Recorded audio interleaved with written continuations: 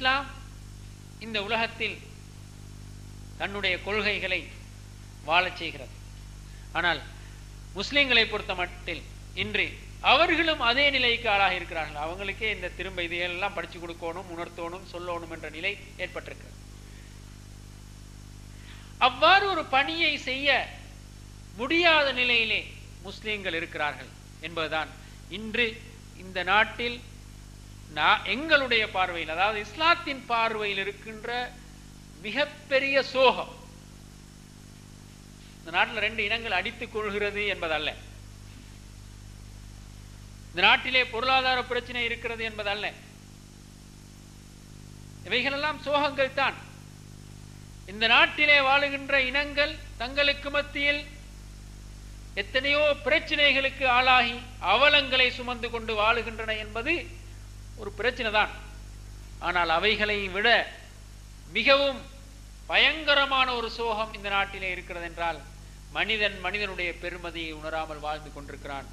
அந்த பெருமதியை உணர்த்துகின்ற கொள்கைகளும் வழிகாட்டல்களும் யாரிடம் இருக்கின்றனவோ அவர்களும் அதனை உணராமல் இருக்கிறார்கள், அவர்களும் அதனை புரியாமல் இருக்கிறார்கள்.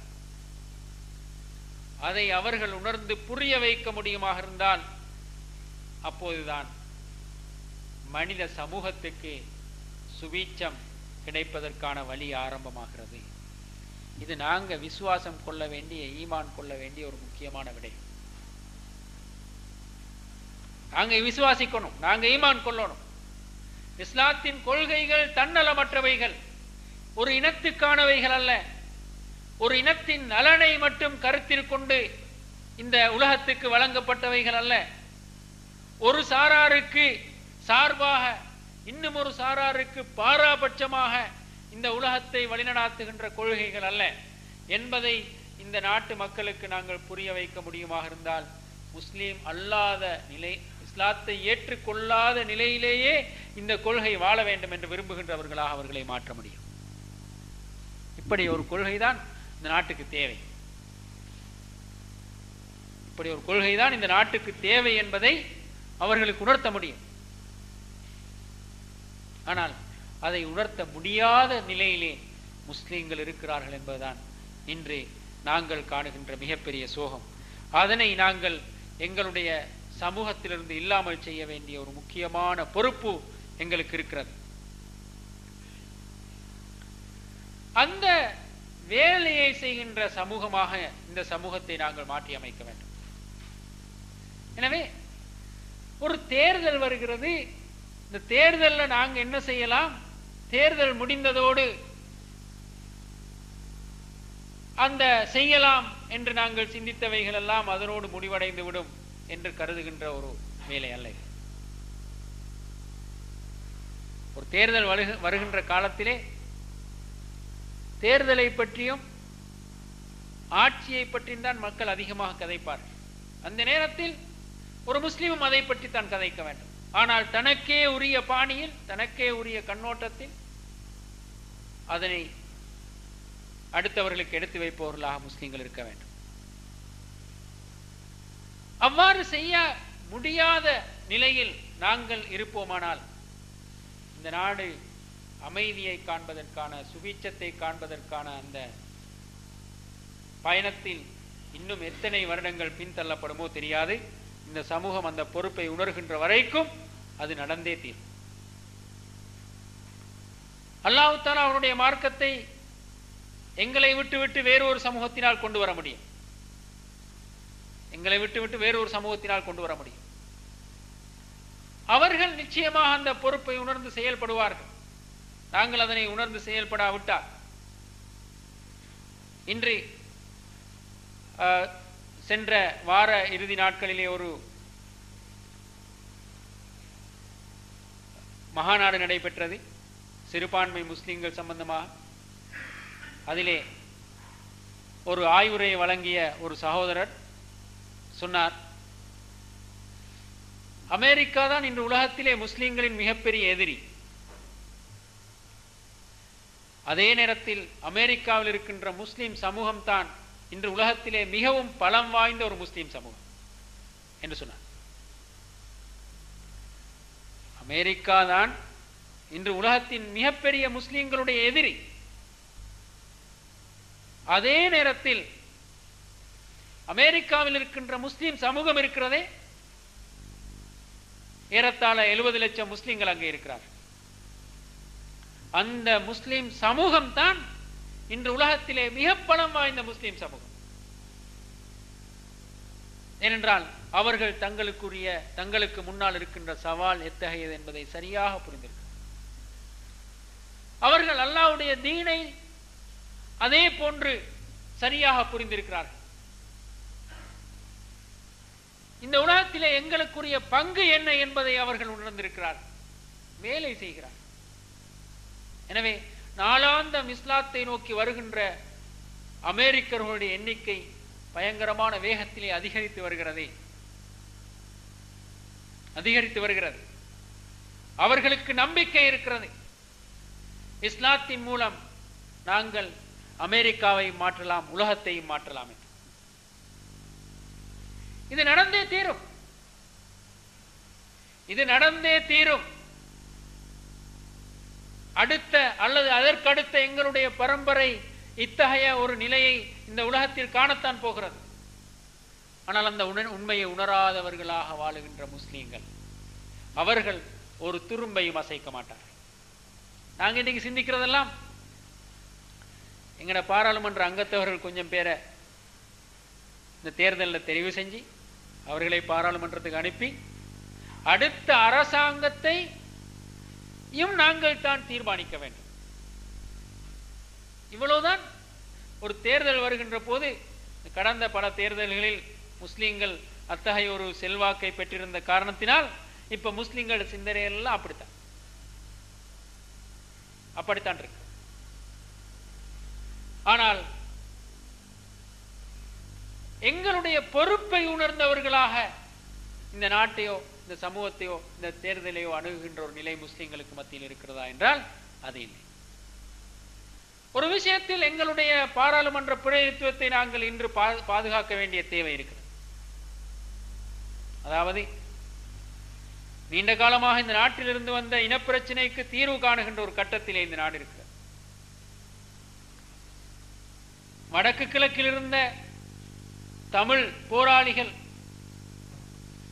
வடக்கு கிழக்கு சமூகத்தை தமிழ் பேசும் சமூகம் என்று சொல்லி அந்த வார்த்தைக்குள் முஸ்லிம்களை ஒளித்து மறைத்து வைத்திருந்தார். எனவே இந்த நாட்டில் 2 இனங்களுக்கு இடையிலேதான் பிரச்சனை இருக்கிறது என்று உலகத்துக்கு அவர்கள் காட்டினார். தமிழ் பேசும் மக்கள், சிங்கள அரசு, இந்த 2க்கு மத்தியில தான் பிரச்சனை இருக்குது. தமிழ் பேசும் மக்கள் என்ற அந்த பேனருக்கு பின்னால் முஸ்லிம்களை அவர்கள் ஒளித்து மறைத்து வைத்திருந்தார். ஆனால் கடந்த 2 வருட கால இந்த சமாதான ஒப்பந்தத்துக்கு பிறகு வெளிநாட்டு கண்காணிப்பு குழுக்கள் இந்த நாட்டில் வடக்கு கிழக்கு நிலவரங்களை நன்றாக அவதானித்து நேரடியாக அவர்கள் கண்ட பல உண்மைகளை வைத்து வெளி உலகம் கண்டு கொண்டது, இங்கே பிரச்சினைக்கு ஆளாகி இருக்கின்ற இன்னும் ஒரு சமூகமும் இருக்கிறது, அவர்களுக்கும் தீர்வு தேவை என்பதை அவர்கள் உணர்ந்திருக்கிறார். இதை நாங்கள் உலகத்துக்கு சொல்லவில்லை, உலகம் இங்கே வந்து கண்டிருக்கிறது. அதை சொல்றதுக்கும் எங்களுக்கு திராணி இருக்கவில்லை. அதை சொல்றதுக்கான தைரியத்தையும் கூட நாங்கள் எங்களுக்கு மத்தியிலே வரவழைத்துக் கொள்ளவில்லை. ஏதோ ஆட்சி அமைக்கிறதுல ஒரு தைரியம் இருந்ததுதான். ஆனால் எங்களுடைய பிரச்சனைகளை உலகத்துக்கு எடுத்து சொல்லுகின்ற தைரியம் கூட எங்களுக்கு இருக்கவில்லை. அதையும் கூட வெளியிலிருந்து வந்துதான் அவர்கள் தேடி தெரிந்து கொண்டார். கடந்த 2 வருட காலங்களிலே சமாதான ஒப்பந்தம் அமலில் இருந்த போது கண்காணிப்பு குழுக்களுக்கு வந்த பல்வேறு முறையீடுகள், முஸ்லிம் சமூகத்தால் வந்த முறையீடுகளை எல்லாம் பார்க்கின்ற போது இந்த நாட்டில் 2 இனங்களுக்கு அல்ல 3வது ஒரு இனத்துக்கும் பிரச்சனை இருக்கிறது என்பதை இன்று உலகம் கண்டிருக்கிறது. எனவே 3வது ஒரு இனத்தை இந்த பேச்சுவார்த்தையிலிருந்து புறக்கணிக்க முடியாது என்ற ஒரு நிர்பந்தம் ஏற்பட்டிருக்கிறது. ஆனாலும் ஏனைய 2 தரப்பினர்களும் இந்த 3ஆம் தரப்பை ஒதுக்கி வைத்து விட்டுத்தான் பேச்சுவார்த்தை நடத்த போகிறார். அந்த விஷயத்தில் அவர்களுக்கு கை கொடுப்பு இருப்பது இந்த தேர்தல். இந்த தேர்தலில் முஸ்லிம்களுடைய பிரதிநிதித்துவத்தை மிகவும் மோசமாக பாதிப்படைய செய்யலாம் என்றால் முஸ்லிம்கள் அவ்வளவு பெரிய ஒரு சமூகம் அல்ல. அவங்களுக்கு யார் இருக்கிறாங்க? எனவே பேச்சுவார்த்தையில் மூன்றாம் தரப்பாக கலந்து கொள்ள வேண்டிய ஒரு முக்கியமான சமூகமாக அவர்கள் இல்லை. நாங்கள் தான் நீங்க பெரிய சமூகம், எங்களுக்கு தான் பிரச்சனை என்று அவர்களுக்கு காட்டிக்கொள்ளலாம். பேச்சுவார்த்தை நடக்க இருக்கின்ற ஒரு சூழ்நிலையிலே இந்த தேர்தலில் முஸ்லிம்கள் தங்களுடைய பிரதிநிதித்துவத்தை பாதுகாத்துக் கொள்ள வேண்டிய ஒரு முக்கியமான தேவை இருக்கிறது. ஆனால் அது தற்காலிகமானது. நாளை இந்த நாட்டிலே எழுதப்பட போகின்ற இந்த நாட்டின் அமைப்பு சட்டத்தில் முஸ்லிம்களுக்கு உரியது என்று என்ன என்ற அந்த வார்த்தை வர வேண்டும். அந்த வார்த்தை வராவிட்டால், அப்படி ஒரு வார்த்தை தமிழர்களுக்கு இல்லை என்ற காரணத்தினால்தான் அவர்கள் சுதந்திரத்துக்கு பிற்பட்ட அந்த காலத்திலிருந்தே தங்களுக்கான ஒரு போராட்டத்தை ஆரம்பித்து கடந்த 2 தசாப்தங்களாக ஆயுதமேந்தி போராடுகின்ற நிலைக்கு வந்தார். எங்களுக்கும் அப்படி எழுத்திலே முஸ்லிம்களுக்கு இந்த நாட்டில் என்ன என்ற அந்த கேள்விக்கு அரசியல் அமைப்பு சட்டத்தில் எழுத்து உருவத்தில் எழுத்து வடிவத்தில் ஏதாவது சொல்லப்படவில்லை என்றால் இன்னும் ஒரு 50 வருட காலம் நாங்கள் போராடித்தான் அதனை எழுத வேண்டியிருக்கும். அந்த நிலை வந்து விடாமல் இன்றைய முஸ்லிம் சமூகம் இந்த நாட்டு முஸ்லிம் சமூகத்தை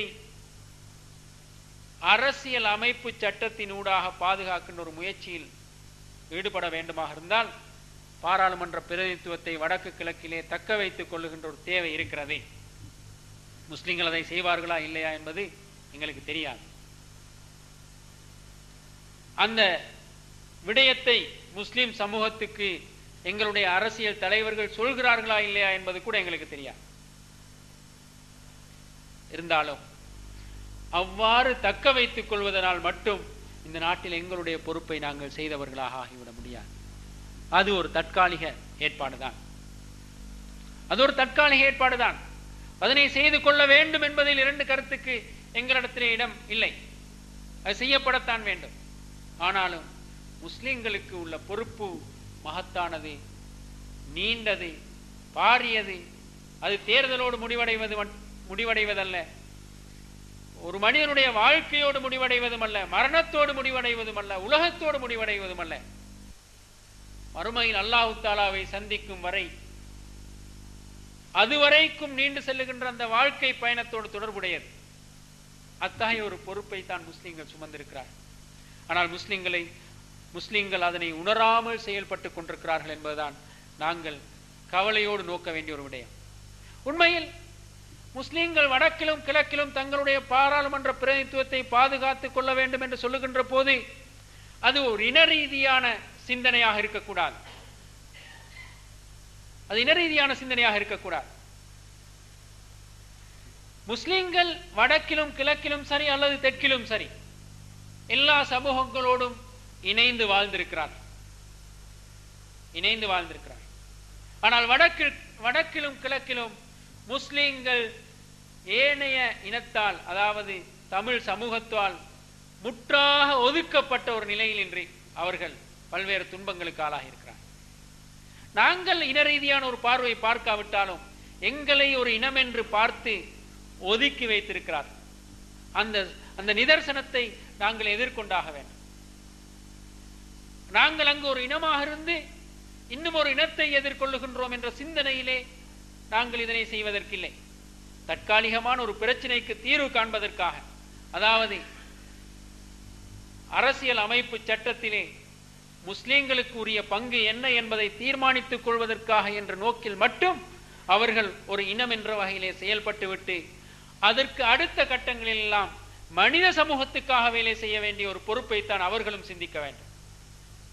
தெற்கை பொறுத்தமட்டில் உண்மையில் முஸ்லிம்கள் இந்த தேர்தலில் வித்தியாசமாகத்தான் நடந்து கொள்ள வேண்டும், வடக்கு கிழக்கை போல அல்ல. இங்கு சிங்கள சமூகத்துக்கும் எங்களுக்கும் இடையில் பிரச்சனைகள் இருந்தாலும் கூட நீண்ட காலமாக எங்களுடைய உறவுகள் இன்னும் பாதிப்படையாமல் இருக்கின்றன. அந்த உறவுகளை பாதிப்படையாமலே வைத்துக் கொள்வதுதான் இந்த நாட்டில் எங்களுக்கும் அவர்களுக்கும் நல்லது,